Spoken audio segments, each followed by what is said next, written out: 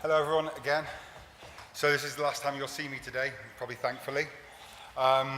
So I was asked to do a little introduction to this theme, and so it made me think of where I would start from when thinking about creating interactive, engaging online STEM content. And for me, I start at, why do I have a bunch of students in class that are motivated and a bunch of students that aren't? And that's what I'm trying to work out. So here's where I start. What motivates us to learn? So there's lots of different things that motivate us to learn. You probably have all sorts of reasons yourself. If you think about why you were in university learning, it might be different from the person next to you. But there are many common reasons. For example, we want to be good at something. That's a very intrinsic thing. I want to get better at it. It feels good to be better at something. That's something internal to me, maybe.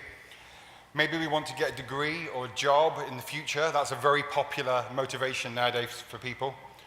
Maybe more popular than it was in the past. We want someone to be proud of us, impress the teacher, impress our parents, impress our colleagues, show off to our colleagues.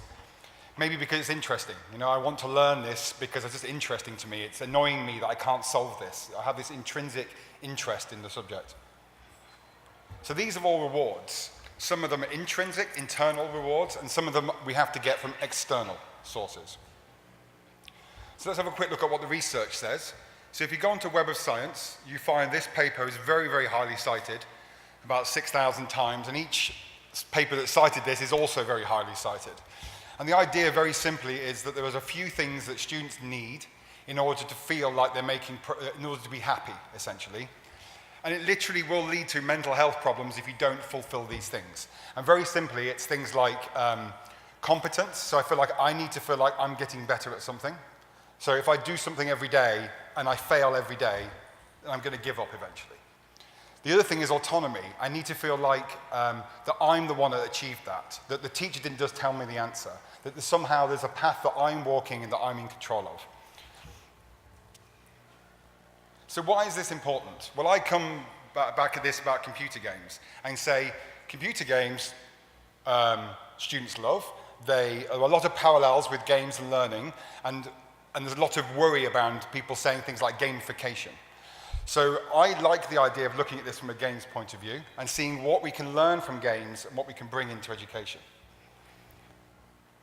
So why do we love games? So, for example, one reason we love games, we like getting good at something. If you play Flappy Bird or Bejeweled or any of these games, you keep playing it because why do you keep playing it? Who knows why you keep playing these games? But generally the reason is because you're getting better at something. Even if it's small, you're getting some small reward for getting better at something. By the way, when you stop getting better, you stop playing these little games. You'll notice that, okay? We ought to earn rewards and goodies. So in Warcraft, I want to get the new armor or the new sword so I can beat the goblins better. Or I want to get unlocks and points. It's called extrinsic rewards. So where are the differences between games and learning?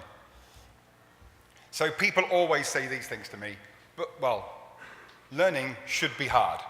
It shouldn't always be fun. And they say games should be fun. That's what the difference is between the two. So my question is, can learning be fun and games be hard? So I know games can be hard. So there are many games that I play, far too long, trying to beat certain levels. Doom is my favorite recent one. I've been trying to beat a level on Doom for about 6 months. Same level every week, trying to beat this level. Still can't beat it.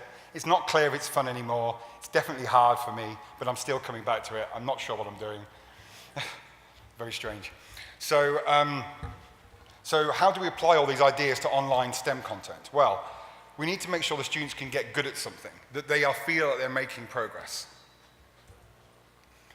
Just like in Flappy Bird. We need to make it fun.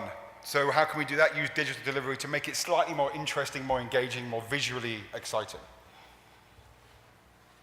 So the idea is then get your rewards right. Make sure you reward your students in little ways for achieving things. Maybe it's personal reward, but little rewards are useful. And if you can do this, the idea is that now learning can be fun or rewarding and hard. So try and think about fun and rewarding as being synonymous here.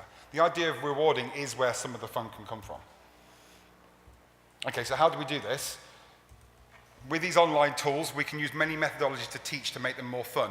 videos, text, interactive videos, apps, collaborative group work. Now, it doesn't always have to be online. Just because we have online, we shouldn't use it for everything, but it should be a good launching point, a consistent starting point. But it is entirely, it's a very good idea to launch your students into the real world with this online platform, get them to a piece of group work. And remember that maybe 50 years ago, almost everybody at your university was there because they loved that subject. Probably we're going to go and be a lecturer in that subject, something like that. Whereas now, students are there probably for the extrinsic reward of a degree to get me a job later. So they may not love your subject as much as you do. They may not care what the angle in this triangle is. They may just be doing it because they're told to. So remember that. So at 5 years old, we get this.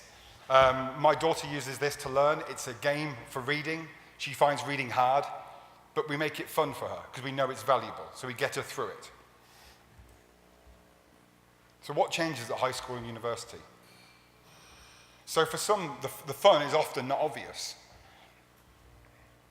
The fun is supposed to be solving the problem, but what happens if you don't enjoy solving that problem? What happens if the angle in the triangle is not intrinsically interesting for you to find? What do you do then? Yeah, I can see a lot of nodding heads in the crowd there. Nobody cares about angles. So it's not fun, so you don't learn. So what can we do about this? Well, let's try and upgrade the content. You've seen a lot of examples of content today. It's looking more exciting, more visually appealing. It's exciting more senses. It's less flat. So let me show you an example of this. So this is a piece of content made in Mobius by the interns at Birmingham over the summer. It's got some video content in there. It cites them to do a real-world example, to go and get a piece of paper, cut this up, do an activity. It's very visceral. It's a real experience. It's not just all about the digital environment. We overlay on that information so they can adjust and change their behavior. Once they're happy, they can move on. We can ask them questions to make sure they've understood something in the video. So you're watching a video, we stop you and check, have you understood that? Okay, great, we carry on. So little checks like that can be really powerful. And then once you've explored this concept, you can go deeper with the student, take them through different methodologies to try and isolate where they might have learning breakdowns. So you can go down into a sort of a more deep dive on the concept. Let's go forward. Yeah, to something like this, where we now go into sort of mathematical longer form of the same ideas. And the student can sit here, try another, and keep reprocessing until they're happy to continue. Or maybe go back and watch the video, or maybe go and engage with the lecturer. Now they know they're stuck on something. Okay, so that's all I'm going to say for today.